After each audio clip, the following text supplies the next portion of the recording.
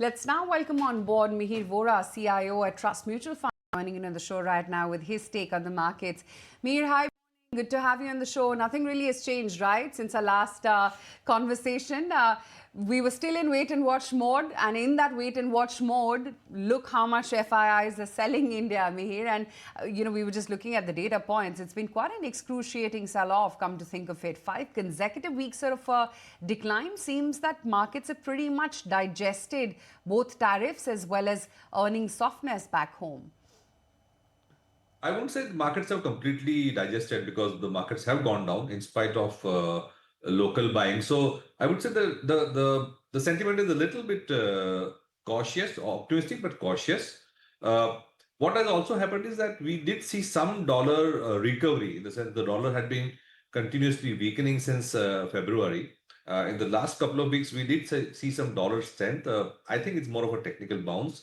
DXY going from 96 to almost close to 100, but on Friday again you saw that there was a correction again. So dollar structurally continues to remain a weak currency. So in general, I think as long as things are not too uncertain, we should continue to get money from FIIs into India, barring these fluctuations.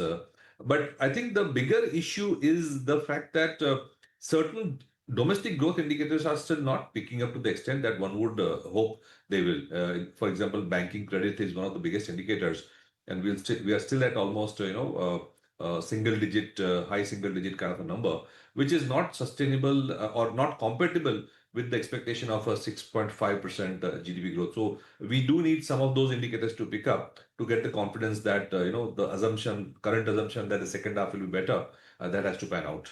Hi, this is Nehi also joining in. Since you just said the markets have not fully digested the overhangs we have, do you believe we're in store for some more consolidation, or would it now be the correct time to say that the markets have bottomed out and now we can head for some recovery? I wouldn't call either a top or a bottom at this point in time. I would take it a day at a time because there are a lot of moving parts. Tariffs is one. As I said, some of the macro indicators of growth, etc., need to be monitored closely. We need some improvement there. So I would say we should take it one day at a time. I'm not very bullish or very bearish at this point in time. Mihir, you did flag off the credit growth concerns when it comes to banks. And, one has seen that play out pretty much across the board, wherein there are, cases of high provisioning pretty much for all banks right now. How do you dissect now within banks? While sure enough, the large ones need to be part of your core portfolio, but what about the entire bottom-up approach? What about the smaller ones? We are still sticking to the larger private sector banks, though some exposure to PSU, but not much. The call being that pricing power both on the asset side as well as the liability side tends to be a bit higher with the larger private sector banks. Of course, since they are a diversified, since they typically have a diversified portfolio, they may not be the fastest growing, but in terms of structural pricing power and the liability management, the larger banks tend to be a bit stronger. So as of now, we are sticking to the larger private sector banks. Right. And Mihir, the kind of news flow we've received from US in terms of a tariff rate, 25% seems tentative at present. We still don't know what the final figure could be.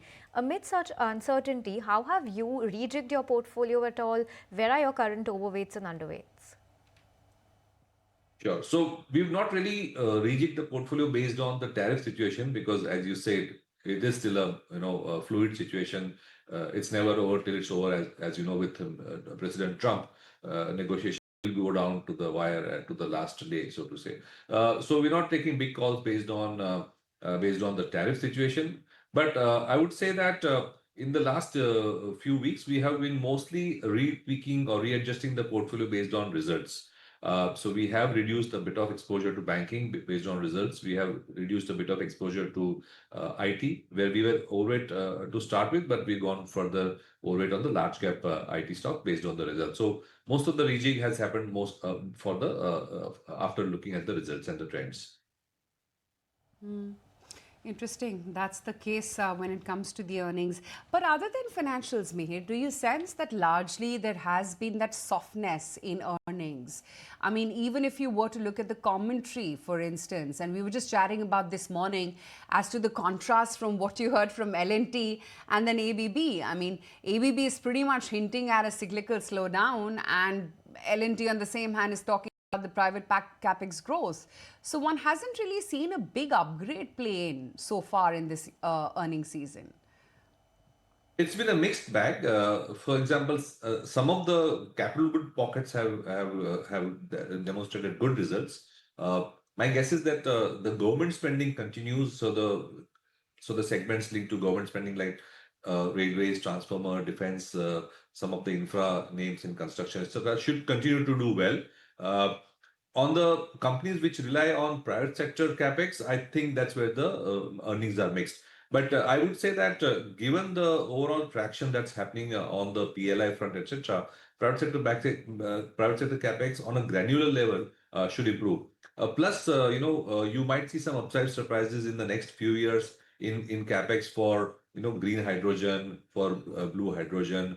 Plus, we are now facing not only issues on various chemicals, etc., but even on fertilizers, we saw that China has started squeezing us. So, and fertilizer plants are very large capex items, and the government is actively looking at boosting domestic production of fertilizers. So that can be a large bunch of capex that could come. So I think the private sector capex has slowly but surely picked up, and we can see a multi-year cycle, though it may not be as sharp as the cycle that we saw between 2003 and 2008, but I think it should be a good upward sloping cycle as far as private sector capex is concerned.